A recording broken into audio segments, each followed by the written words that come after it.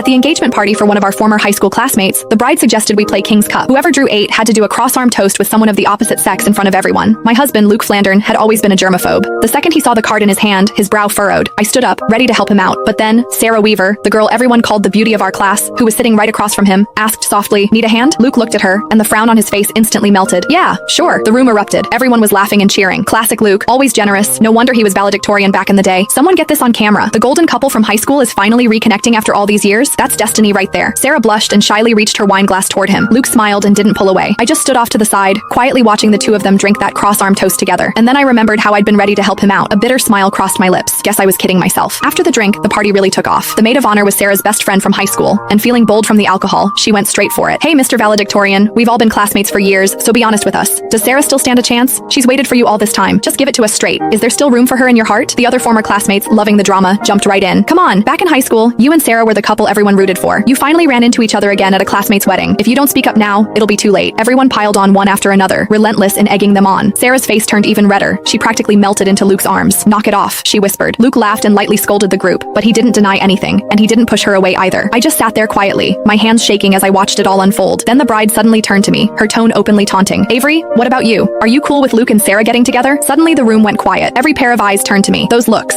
curious, mocking, hungry for a show, yanked me straight back 10 years, to the day Sarah confessed to Luke. I remembered it like it was yesterday. It was a sunny afternoon during gym class. In front of everyone, Sarah laid her heart out to Luke. At the time, Luke was already my boyfriend. Too embarrassed to turn her down directly, he shot me a helpless look. Acting on instinct, I stepped in front of him. "Sarah, Luke doesn't like you. Please stop putting him on the spot." Sarah froze. Her eyes went red, and tears immediately started streaming down her face. Luke's expression shifted too. Without a second thought, he shoved me aside and ran after her. The people around us immediately started whispering, "Avery's out of line, don't you think? What does who Luke likes have to do with her? She's such a busybody. For real, who does she think she is? Just because she sits next to Luke, she acts like she owns him. So gross." I stood there helplessly, trying to explain that I wasn't just his desk mate. I was Luke's girlfriend. But just then, Luke came back to grab some tissues. He heard what I said and stopped in his tracks. "She's joking." He said it to the classmates around us, defining our childhood sweetheart relationship of a year and 8 months with a single sentence. For that entire gym class, I endured the strange looks from everyone around me until I wished the floor would open up and swallow me. That night, I hid in my room and cried by myself when Luke knocked on my door. He apologized, saying he hadn't meant it that day. He just didn't want everyone gossiping about us, so he hadn't admitted we were together. He also said I shouldn't have been so harsh with Sarah. She had cried for a long time afterward, and he couldn't stand seeing her like that. In the end, he gave me a braided bracelet and made me a promise that once we graduated, he would officially tell everyone we were a couple. 10 years later, that braided bracelet was still wrapped around my wrist. I snapped back to the present. The bride was still defending her best friend. "Sarah, don't try to stop me. Back in high school, Avery was always causing problems. If she hadn't gotten in the way, you and Luke would have been together ages ago. You never would have had to wait this long. Avery ruined your happiness. Today, I'm getting to the bottom of this. Avery, answer me. Do you support Luke and Sarah being together or not?" The bride glared at